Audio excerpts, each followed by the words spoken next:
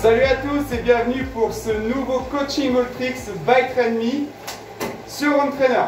Alors, j'espère que vous allez bien, que votre confinement se déroule de la meilleure façon possible et que vous êtes chaud aujourd'hui pour du coup ce nouveau coaching basé sur, je vous avais dit que voilà, je vous en disais pas plus jusqu'à aujourd'hui. L'objectif du jour, ça va être de travailler le sprint sur Home Trainer. Donc on va tout détailler, on va voir quelle modalité de travail on va mettre en place pour développer cette qualité physique. Mais voilà, aujourd'hui franchement, grosse séance sur le sprint, vous allez voir, c'est loin d'être facile. Ça demande beaucoup d'énergie, beaucoup de concentration. Donc j'espère que vous êtes chaud. Allez, on y va, c'est parti. Allez, on s'échauffe. Donc vous vous rappelez l'échauffement, zone 1 à 2, I1, I2, très light. On tourne bien les jambes, 90 RPM, 85-95 en moyenne. Et 50% de sa puissance max aérobie. Très léger. Je vous rappelle, au niveau de la fréquence cardiaque, pareil, on doit pouvoir discuter tranquillement et on doit être largement en dessous de toutes les qualités physiques qu'on a pu voir la semaine dernière ou de ce qu'on va voir aujourd'hui. Allez, c'est bien. On mouline tranquillement. Tranquillement. Alors, le sprint, qu'est-ce que c'est? Donc pour commencer, il faut bien différencier, il faut bien catégoriser cette qualité physique. Le sprint, c'est une histoire de force maximale. Ok? Donc, comme toutes les autres qualités physiques, c'est une puissance, mais c'est une puissance maximale. Pas forcément, pas aérobie, mais c'est une puissance max, une force maximale. C'est une relation de force-vitesse qui est très très forte et qui vous permet d'atteindre la plus grande vitesse possible sur un effort inférieur, théoriquement, à 8 secondes pour le type de sprint qu'on va travailler aujourd'hui. Donc, ce sprint, pour vous situer un petit peu au niveau des intensités, il est estimé à ce qu'on appelle l'intensité 7. On a 7 intensités, c'est la plus grosse intensité qui existe. Donc c'est un effort ultra intense, mais à contrario, ultra court. Ok? Donc, c'est la première chose que vous avez à retenir. C'est vraiment sprint égale effort très court. Environ 8 secondes, je vais vous expliquer ensuite pourquoi. Très très intense.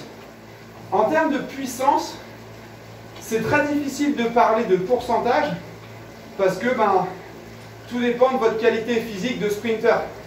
Le but est d'aller le plus vite possible. Donc des très bons sprinters vont pouvoir tripler leur PMA. Donc vous voyez, ça n'a pas trop de sens de parler de pourcentage par rapport à la puissance max aérobie. Tandis qu'un sprinter moyen, il va, ça dépend, quand je dis moyen, attention, il faut nuancer. Mais voilà, il va se contenter de la doubler. Ça dépend, on y reviendra. Donc, puissance, c'est le maximum que vous pouvez donner.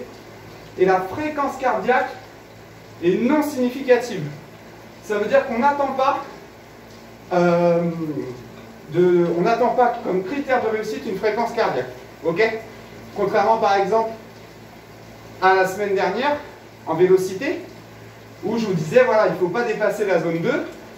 Là, on s'en fiche un petit peu. Pourquoi? Parce que c'est pas un effort qui va faire entrer un paramètre tel que la fréquence cardiaque. Alors oui, on observe souvent qu'en course, quand on fait un sprint, on est très proche de la FC max, mais il faut savoir que ce n'est pas le sprint qui vous emmène à FC max, c'est tout l'effort que vous faites avant pour vous placer dans le dernier kilomètre. Voilà, on roule très très vite, souvent à plus de 60 km/h avant le sprint final. C'est tout ça qui vous amène à FC max. Et puis le sprint, forcément, va venir combler les quelques pulsations manquantes, mais ce n'est pas lui qui est responsable de ça. Donc, pas de prise de tête sur la fréquence cardiaque. Ce qui est bien, c'est qu'avec ce type de séance, même si vous n'avez aucun appareil numérique associé à votre home trainer, vous pouvez très très bien vous en sortir. Allez, c'est bien. On pédale tranquillement, on est toujours à l'échauffement. Alors, pourquoi je vous parle de travailler le sprint? Il y a deux intérêts. Le premier, ça va être pour ceux qui ont vraiment cette qualité physique, qui font de cette qualité physique, pardon, un vrai avantage par rapport aux autres. C'est-à-dire que le sprint, ça va vraiment être quelque chose chez eux qui va leur permettre de gagner des courses en cas d'arrivée de sprint massif. Qu'on soit en départemental, en élite ou professionnel, il y a toujours des cyclistes qui sont plus forts que d'autres au sprint et donc du coup qui vont mieux tirer leur épingle du jeu sur les 150 mètres qui restent lors d'une compétition. Exemple, chez les professionnels, il y en a forcément des dizaines. On pense à Caleb Ewan, on pense à un petit peu aussi Peter Sagan, Arnaud Démarre, Elias Viviani, tout ça. Il y a vraiment énormément de sprinteurs qui font de cette qualité physique un moyen de gagner. Donc ça, c'est la première chose. C'est si vous êtes sprinter, peut-être que vous l'êtes un petit peu naturellement et que cette séance, ça va vous permettre de bien travailler la qualité physique. Soit vous n'êtes pas du tout sprinter et voilà, vous avez tendance à gagner des courses ou alors à faire des places d'honneur dans les échappées. Donc, il y a tout intérêt à travailler le sprint, même quand on est grimpeur ou rouleur ou qu'on part en échappée. Pourquoi? Parce que quand on arrive à un petit groupe de 4 ou 5, si les autres ne bossent pas le sprint et que vous le faites, même si vous n'êtes pas sprinter de base, vous pouvez tirer votre épingle du jeu et vous en sortir pour la victoire. Donc, c'est tout l'intérêt de travailler cette qualité physique. Voilà, par exemple, on regarde, vous arrivez à 4 à la suite d'une échappée de plusieurs kilomètres. Soit vous êtes vraiment très très fort et vous tentez le kilomètre. Ça c'est beau, mais c'est vraiment pas facile à faire. Soit voilà, ça arrive au sprint à 4, il faut sortir, il faut tirer son épingle du jeu. Donc, voilà tout l'intérêt déjà de travailler ces qualités physiques. Allez, c'est bien, on continue de tourner les jambes, on va bien s'échauffer parce que vous allez voir, c'est une séance très intense et pour éviter toute blessure, on va bien pousser l'échauffement. Donc pour l'échauffement, privilégiez 10 à 15 minutes en mode endurance, tranquille.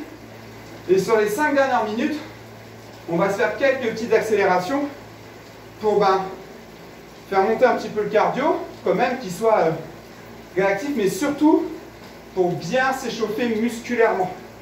Parce que vous allez voir que le sprint, c'est davantage un effort musculaire qu'énergétique, même si forcément, vous allez voir, tout se passe quand même au niveau du métabolisme, au niveau de l'énergie, des échanges de substrat, etc. Mais en termes de ressenti, vous allez voir, c'est vraiment dans les jambes que ça se passe plutôt que dans tout ce qui est cardio-respiratoire. Allez, on tourne bien les jambes. Alors, ce qu'il faut savoir aussi, c'est qu'attention, très souvent, moi quand j'entends les gens qui me disent je travaille le sprint, etc., on a tendance à faire un sprint de 10 secondes, 2 minutes de récup, un deuxième sprint, 2 minutes de récup. Il ne faut pas confondre accélération, sprint long et sprint en tant que tel. Un vrai sprint, c'est 8 secondes d'effort à force maximale. Ok? Ça, il faut bien le définir pour que les bases de notre exercice soient les plus précises possibles. Alors, il existe différents types de sprints. Par exemple, vous pouvez aussi avoir des sprints longs, un petit peu comme pourrait faire un Julien Alaphilippe, par exemple. Donc là, c'est une autre séance. C'est une autre qualité physique, encore. Là, on parle vraiment de sprint de 8 secondes pour atteindre un pic de puissance le plus haut possible sur un temps très court. Donc là, si vous faites bien la séance, logiquement, vous devriez avoir une puissance que vous n'avez en théorie jamais atteint ou sur laquelle vous avez l'habitude de travailler si vous faites déjà ce genre d'exercice, mais largement supérieur à la puissance aérobie, au seuil, à toutes ces choses-là. Allez, c'est bien, ça fait 10 minutes. Donc n'hésitez pas à couper un petit peu la vidéo pour vous prolonger votre échauffement. Moi, j'accélère un petit peu pour qu'on tienne dans le temps imparti, mais voilà, vraiment, c'est pas ridicule de s'échauffer 20 minutes sur ce type de travail. On pense toujours à bien s'hydrater.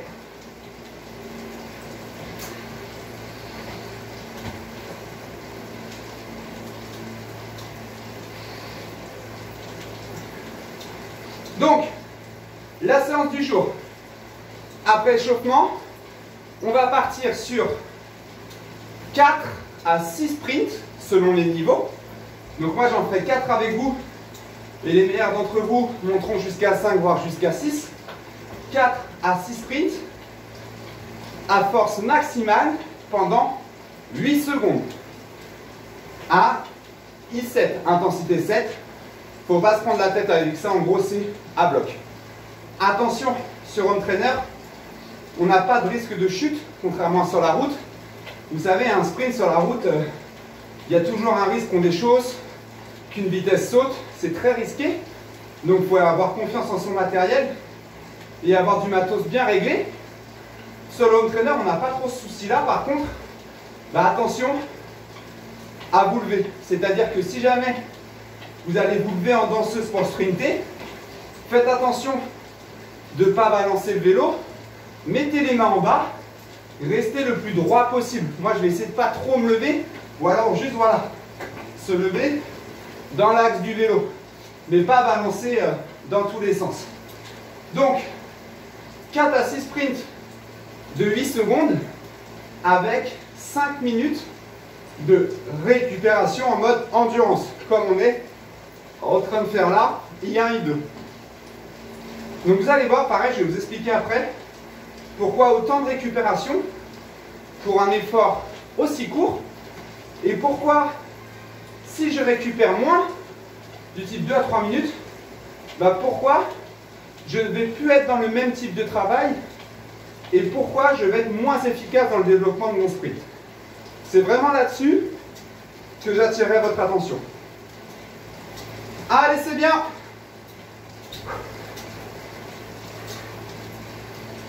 Allez, on va commencer un peu à rentrer dans le vif du sujet. Vous restez sur un petit braquet et on se fait une première accélération où on essaie de tourner les jambes à 120-130 tours minute pendant 15 secondes. Vous êtes prêts? Allez, top!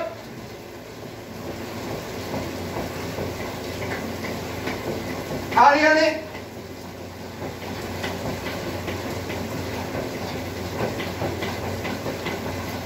Top, relâchez.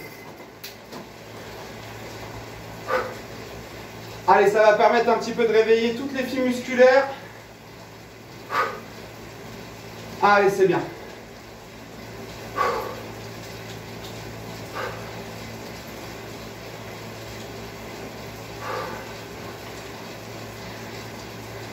Voilà, tranquillement. Soyez progressif dans votre échauffement.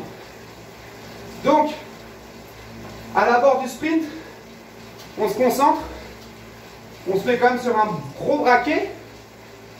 On va faire ce qu'on appelle des sprints semi-lancés. Donc, où vous allez être sur environ 60 tours minute en cadence, avec un gros braquet. Et le but, c'est d'arracher les manivelles pendant 8 secondes. Mettez pas non plus trop gros, parce que vous n'arriverez jamais en fait à déclencher le sprint. C'est très aléatoire selon les niveaux. C'est pour ça, si vous n'avez jamais fait ce type d'exercice, cette séance, ça va un petit peu vous permettre de trouver le bon rapport au niveau du braquet et du terrain que vous rencontrez sur votre application, si vous en avez une, pour que j'arrive quand même au bout de 8 secondes à au moins 100-105 RPM. Si au bout de 8 secondes vous êtes toujours à 60 RPM, vous ne travaillerez pas le sprint, clairement. Il faut qu'on ait cet effet de vraiment force-vitesse qui d'un coup vient se déclencher quand bam, on attaque. Allez, on descend un petit peu ces vitesses. On va se refaire un mini sprint de 10 secondes avec un peu plus de braquet. Allez, 3, 2, 1, hop!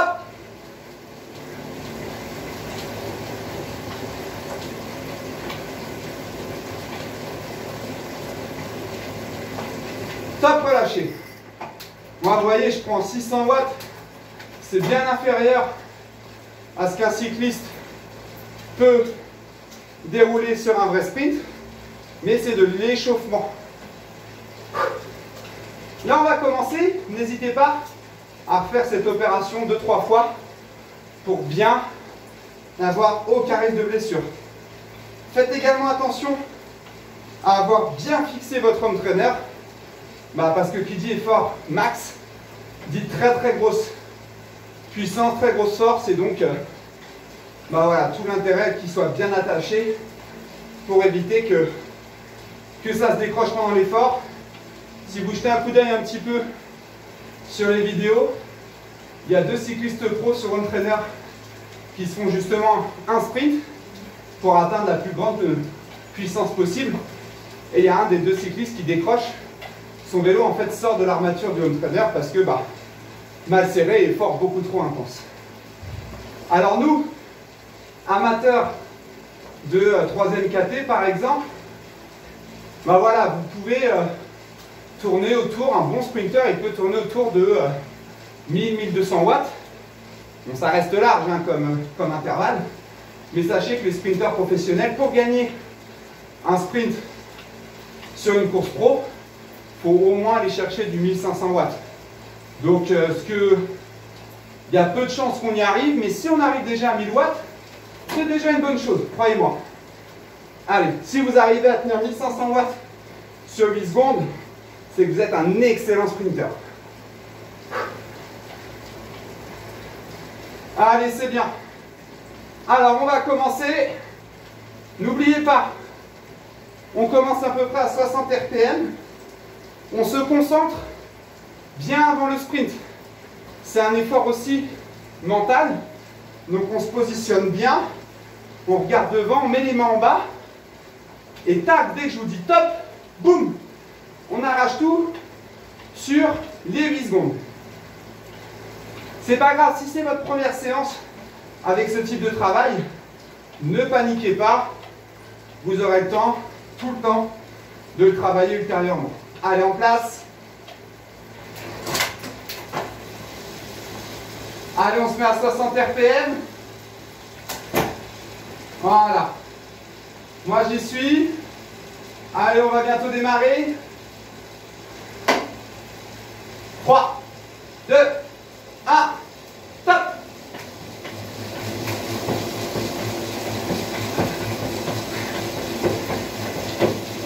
Top! Oh punaise! Ça décoiffe, je vous le dis. Allez, on récupère. Dès la récupération, mettez tout à gauche, très léger, pour récupérer 5 minutes de récup. Alors ne vous étonnez pas si, comme moi, vous êtes très essoufflé après le sprint. Normalement, vous devez voir que pendant l'effort, vous ne ressentez pas cet essoufflement. C'est normal. Par contre, pour resynthétiser les phosphagènes utilisés sur un sprint, on a besoin d'oxygène.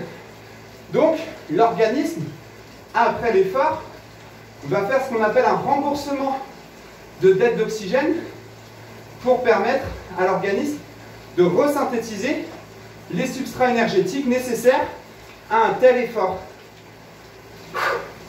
Donc c'est tout à fait normal d'être essoufflé après un sprint, mais pas pendant, sachez-le. Allez, on récupère bien. On se met 5 minutes de récup. Alors, quand vous faites un tel travail, avec autant de force en termes de watts, on utilise ce qu'on appelle une filière énergétique très spécifique, l'anaérobie alactique, et plus précisément même la puissance anaérobie alactique. C'est une filière énergétique qui dépend de ce qu'on appelle des phosphogènes suivants, la phosphocréatine, ok, et en plus de ce phosphogène, on a la phosphocréatine et l'ATP. Donc, c'est vraiment deux substrats qu'on va utiliser en même temps pour produire l'énergie nécessaire à un tel effort. On estime qu'on atteint un effort de 8 secondes maximal au niveau des substrats énergétiques. En fait, on est à bloc au niveau d'organisme au bout à peu près de 3-4 secondes. Ça veut dire que, au-delà des 8 secondes, vous n'utilisez plus les mêmes substrats énergétiques. Votre organisme va basculer sur un autre métabolisme. Ça veut dire que vous allez, perdre en force, en puissance sur l'exercice, et de 2, vous n'allez plus solliciter cette filière énergétique. En gros, au lieu de travailler une qualité physique à fond, vous allez en travailler 2 moyennement. Et là, l'entraînement perd vraiment de son efficacité. Donc attention à bien respecter le temps de travail, parce que ça ne sert à rien pour ce type de séance d'aller chercher 10, 12, 15 secondes de sprint. On pourrait le faire pour un autre type de travail, mais pas aujourd'hui, pas sur le sprint à force maximale. I7 pour la précision. Des sprints de 15-20 secondes, on serait sur I6, l'intensité juste en dessous. Allez, c'est bien. On souffle. Allez, encore 1 minute 30.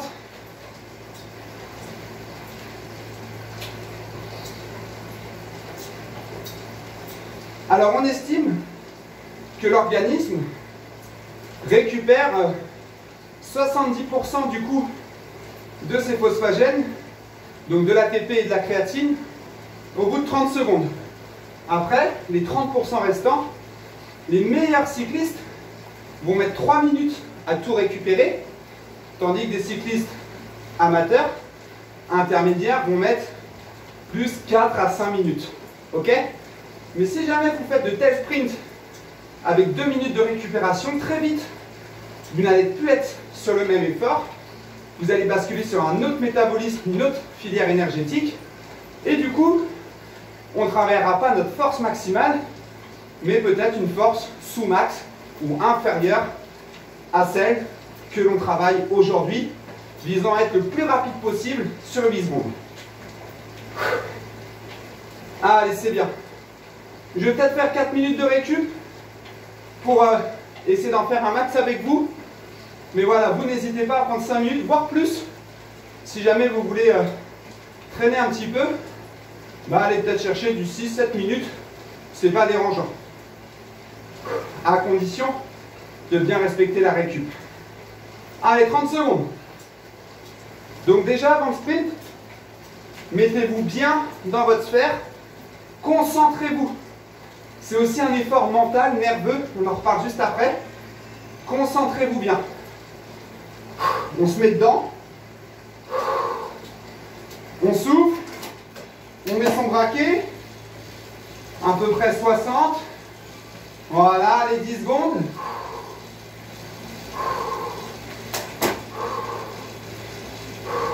Allez, 3, 2, 1, boum!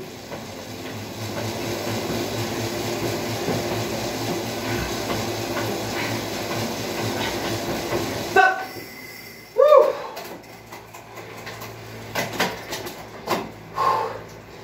Allez, c'est bien.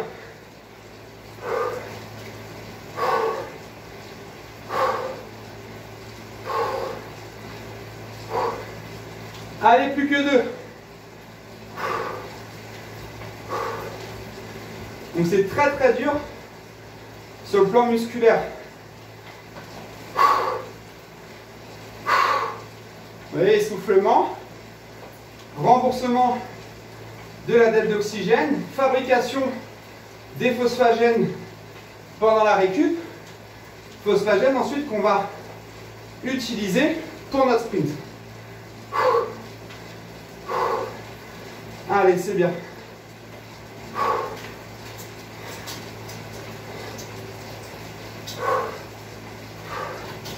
Donc pourquoi je vous dis aussi que c'est un effort qui est très nerveux? Parce que déjà ça demande beaucoup de concentration. Placement, position, braquet, force. Donc déjà ça demande beaucoup de concentration. Et dans un second temps, vu qu'on vient chercher un effort musculaire maximal, on tire beaucoup sur la fibre, sur les connexions neuronales et du coup petit à petit on a une fatigue nerveuse qui vient s'installer et qui peu à peu va être un facteur, l'un des facteurs limitant la performance.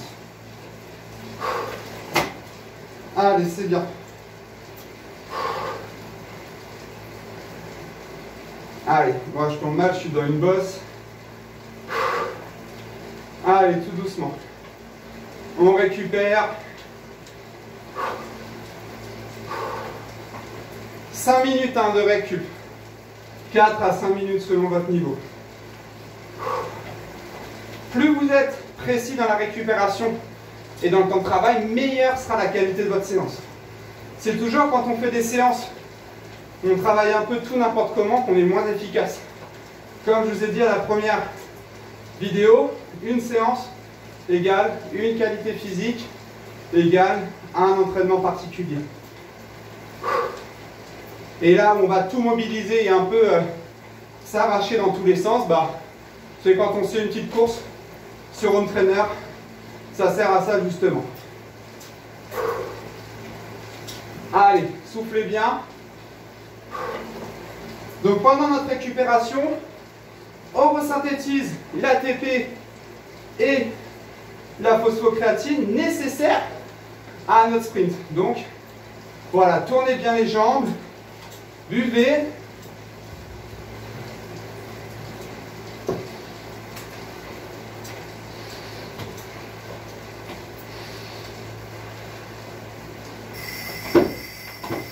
Alors on bouge en faisant des sprints. Allez, c'est très très bien. C'est vraiment un effort qui va être dur mentalement, parce que je vous dis après votre séance, si vous vous sentez fatigué, c'est normal. C'est un critère de réussite. Fatigué dans le sens envie de dormir, c'est parce que vous avez travaillé vraiment sur un niveau qui implique une grosse fatigue nerveuse. Allez, c'est bien.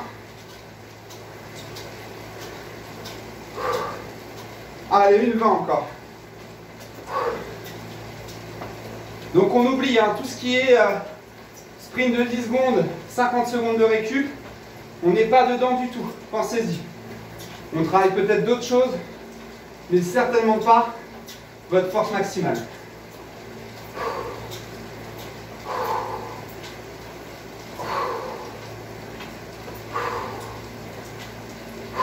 Allez, on souffle.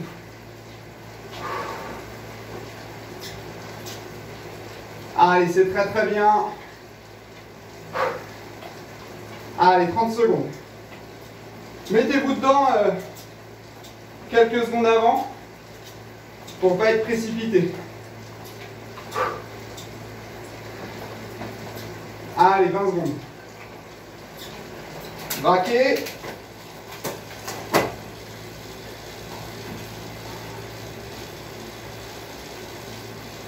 60 RPM. Allez. 3, 2, 1. Hop.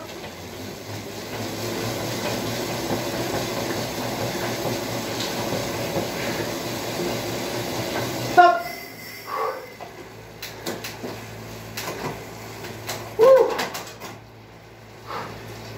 Allez, encore un, les amis. On lâche pas.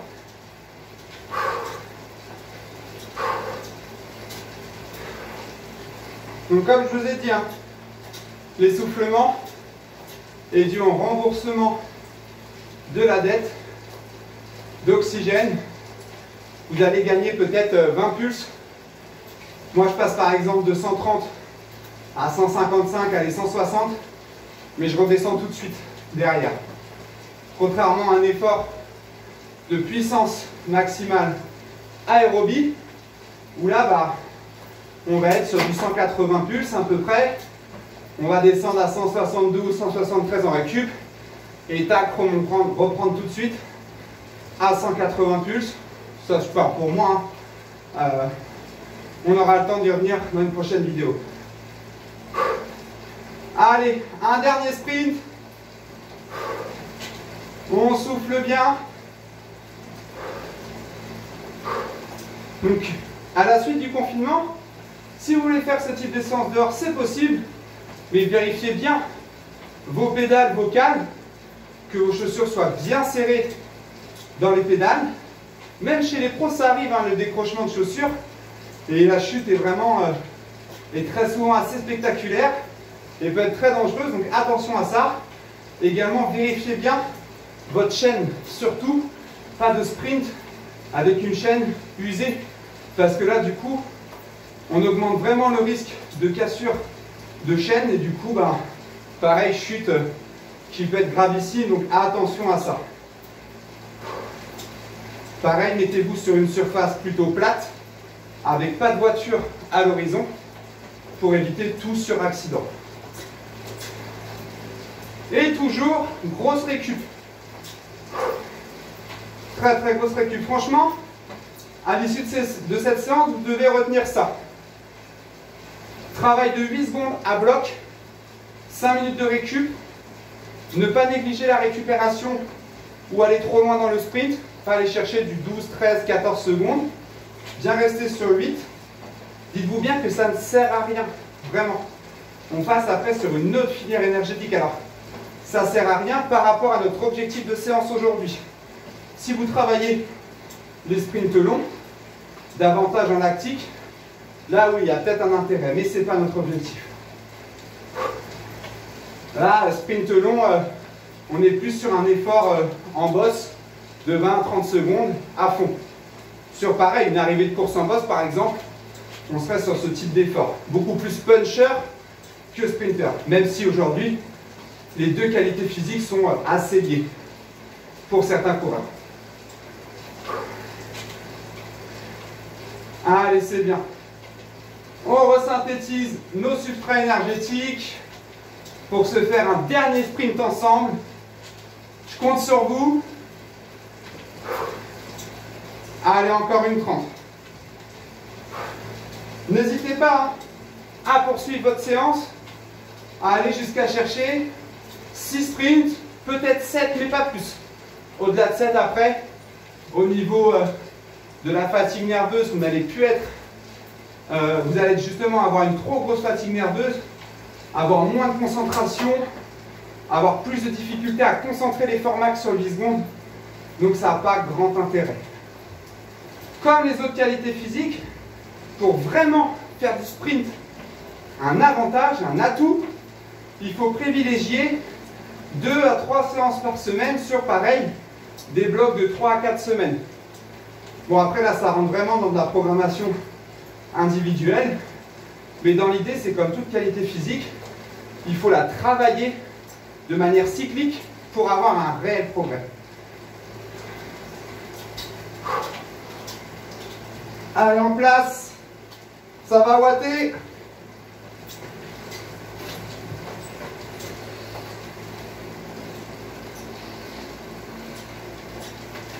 Braquet. Hop.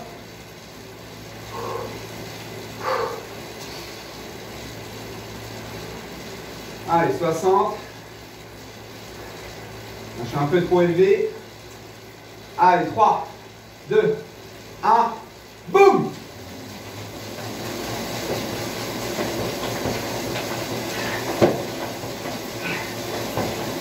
Top!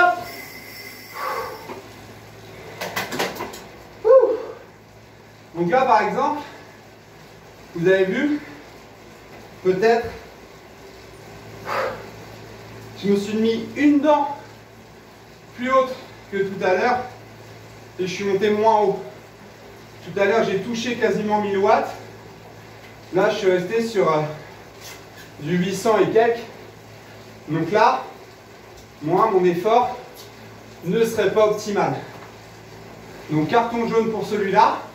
Pour ma part, maintenant, c'est l'habitude, la rigueur, pardon, qui va vous permettre de bien connaître les bons braquets et d'être efficace sur chaque travail. Allez, soufflez bien.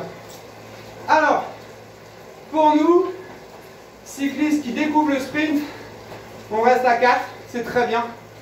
Ok, n'allez pas plus loin. Pour les autres, je vous invite à aller chercher maximum 6, voire très très grand max 7, pas plus. Après, comme je vous ai dit, vous n'êtes plus assez concentré, on n'est plus dans la même filière énergétique et l'exercice perd de son intérêt. Vraiment. Donc, récupérez bien, tournez bien les jambes. À l'issue de cet exercice, je vous invite vraiment à avoir 15 à 20 minutes de récupération active en tournant les jambes en mode I1, I2, endurance, pour bien récupérer, pour bien laver l'organisme, détendre les muscles et repartir d'attaque pour une nouvelle séance très rapidement. Allez, on récupère bien. C'est nickel ça.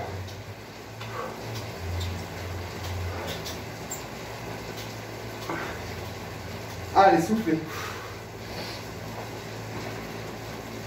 Donc, vous voyez, moi, mon entraîneur, en max, il développe 1600 watts, 1550, je ne sais plus exactement. Donc, avant d'arriver à bout du home trainer, moi, je peux vous dire qu'il faut déjà être un sacré sprinter. Donc, en général, tous les home trainers vous permettront d'atteindre votre vitesse, votre force max, pardon, pas de vitesse, votre force max. Donc pas de souci là-dessus. Allez, tournez bien les jambes. Donc pour les home trainers qui sont 100% connectés avec le dénivelé, privilégiez quand même un terrain plat, hein, qu'en bosse. C'est quand même plus adéquat pour cet exercice-là. Bon, après, tout est une histoire de braquet, de force, justement. Mais quand même, là, on est plus sur du sprint en arrivée plate. Donc, privilégiez ce type de circuit. Allez, c'est bien. Tournez bien les jambes. Alors, pour résumer cette séance de sprint, une séance de sprint doit se faire avant tout avec un long échauffement progressif. Faites des accélérations progressives de 10 à 15 secondes pour bien préparer les muscles à ce type d'effort. Ensuite, concentrez-vous sur un effort maximal de 8 secondes. Préparez l'effort avec un braquet adéquat, environ à 60 RPM. Donnez tout ce que vous avez pendant les 8 secondes d'effort et récupérez à allure I1, I2 pendant 5 minutes. Réitérez l'exercice 4 à 6 fois selon le niveau en sprint. Voilà. Et pour aller encore plus loin, travaillez cette séance 1 à 3 fois par semaine selon vos objectifs pendant une durée de 3 à 4 semaines. Voilà. J'espère que ça vous a plu. Sachez que ce type de séance, comme je vous ai dit, c'est pas négligé. Très souvent, ceux qui ont un très bon seuil anaérobie, une très bonne puissance max aérobie, peut-être vous allez manquer de sprint pour gagner des courses parce que à chaque fois vous arrivez à 3 ou à 4 et peut-être qu'une personne plus fraîche physiquement ou ayant une meilleure pointe de vitesse va vous voler la victoire. Donc n'hésitez plus à travailler cette qualité physique, ça vous permettra de bien finir vos courses. Et puis si un jour vous arrivez en sprint massif, pourquoi pas tenter votre chance, mais attention, pour le sprint, tout est une histoire de placement avant tout dans la réalité. Pensez-y bien, il arrive très souvent que les plus gros squats développés au sprint ne correspondent pas au vainqueur parce que mal placé, prend un trou, se fait distancer dans le final. Voilà, c'est vraiment une histoire de placement avant de savoir sprinter Sur sprint massif, il faut savoir se placer. Et ça, c'est un tout autre problème. Voilà. Je le redis, j'espère que ça vous a plu. Je vous souhaite une très bonne journée. Restez bien chez vous. Profitez de votre entraîneur et de ces séances pour bien travailler qualitativement. Et je vous retrouve dès la semaine prochaine. Allez, bye bye. À très vite.